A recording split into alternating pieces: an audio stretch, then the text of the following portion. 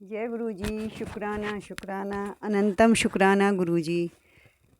ओम नमः शिवाय। शिव जी सदा सहाय। ओम नमः शिवाय। गुरु जी सदा सहाय। संगत जी, अब मैं विद्येश्वर संगीता का 8वां अध्याय पढ़ रही हूँ, जो कि इस प्रकार है।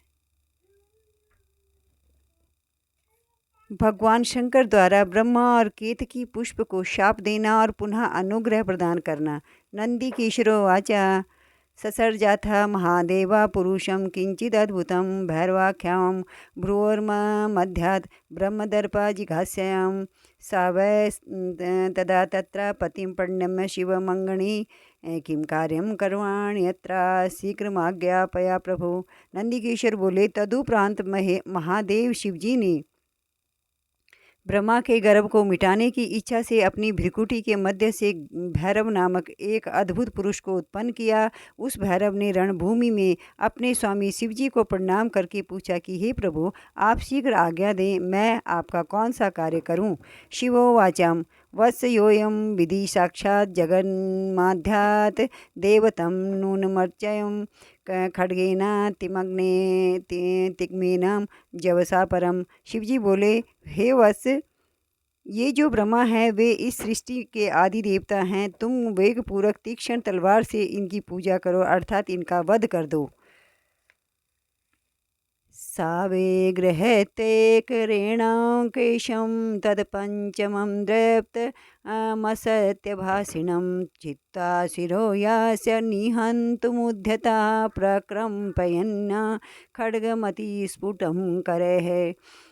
पिता तवोत्सृष्ट विभूषणाम्बरा सत्रा गुतारीय मलकेश संगतिं प्रवातरम्भेव लत्यव चञ्चलः पपात वे भैरवापाद पंकजे तावादिधिं तात दिदृक्षु रच्युते कृपालुरस्मात् पतिपादपल्लवं निषेच्य वष्पैर्भवता कृताञ्जलिं अर्यस्य शिशु स्वं पितरं कलाक्षरम।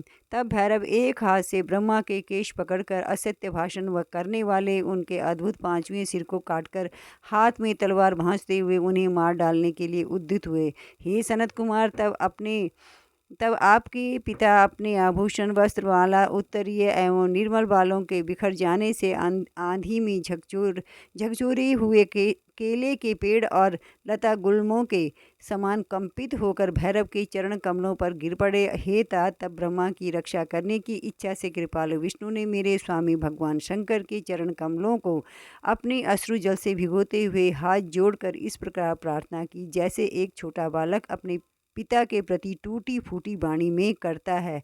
अच्युतो वाचम त्वया प्रयत्नेन पुरा हि दत्तं यद्यस्य पञ्चाननामीश चिह्नं तस्मात् क्षमस्य धामानुग्रहार्यं कुरु प्रसादं विधेयुमस्मै इत्यर्थोच्युते। नेशस्तुष्टं सुरागणाङ्गणीं निर्वत्यामास तथा भैरवं ब्रह्माण्डदण्डतः अथा देवं कृत्वं विधिं विज्ञता कन्धरं। ब्रह्मस्त्वमर्हणाकाङ्क्षीं सटे सत्तं समास्थितं नातस्ते सतकृतिर्लोके भूयत्ता स्थानोत्सवादिकम्। अच्युत बोले, हे ईश, आपने ही पहले कृपा पूर्वक इन ब्रह्मा को पंचानन रूप प्रदान किया था, इसलिए ये आपके अनुग्रह करने योग्य हैं। इनका अपराध क्षमा करें और इन पर प्रसन्न हों। भगवान अच्युत के द्वारा इस प्रकार प्रार्थना किए जाने पर शिवजी ने प्रसन्न होकर देवताओं के सामने ही ब्रह्मा को दंडित करने से भैरव को रोक दिया। शिवजी के एक सिर से विहीन कपटी ब्रह्मा से शिवजी ने एक सिर से विहीन कपटी ब्रह्मा से कहा, हे ब्राह्मण, तुम श्रेष्ठता पाने के चक्कर में सठित सत्य को प्राप्त हो गए हो, इसलिए संसार में तुम्हारा सत्कार नहीं होगा और तुम्हारे मंदिर तथा पूजनोत्सव आदि नहीं होंगे। ब्रह्मोवाच स्वामिन् प्रसीदाद्य महाविभूते मन्ये वरं मे शिरसा प्रमोक्षं नमस्तुभ्यं भगवते बन्धवीं विश्वयोनये। असहिष्णु च दोषाणां संभवे शैलव धन्वनिम। ब्रह्मा जी बोले, हे महाविभूति संपन्न स्वामिन, आप मुझ पर प्रसन्न होइए। मैं आपकी कृपा से अपने सिर के कटने को भी आज श्रेष्ठ समझता हूँ। विश्व के कारण विश्व बंधु दोषों को सह लेने वाले और पर्वत के समान कठोर धनुष धारण करने वाले आप भगवान शिव को नमस्कार है। ईश्वरोवाच अराजा भय मे तद्दे जगता सर्वं नश्यतिं ततस्त्वं जहि दण्डार्हं वः लोकाधुरं शिशुं वरं ददामि ते तत्र ग्रहणं दुर्लभं परं वेतानिकेषु गृह्येषु यज्ञेषु च भवान् गुरुं निष्फलास्तदृते यज्ञसंज्ञाश्च स दक्षिणः।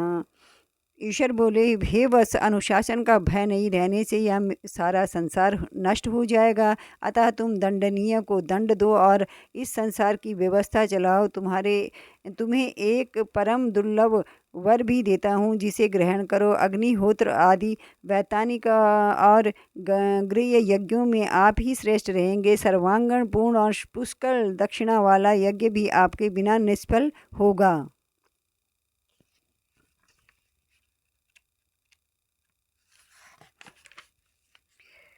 अतां देवकित्वं केतकं कूटसाक्षिणं रे केतक दुष्टस्त्वं सठा दूरमितो व्रजं ममापि प्रेम ते पुष्पं मा भूतपूजास्तु अपरम् इत्युक्ते तत्र देवेन केतकं देवजातया शर्वा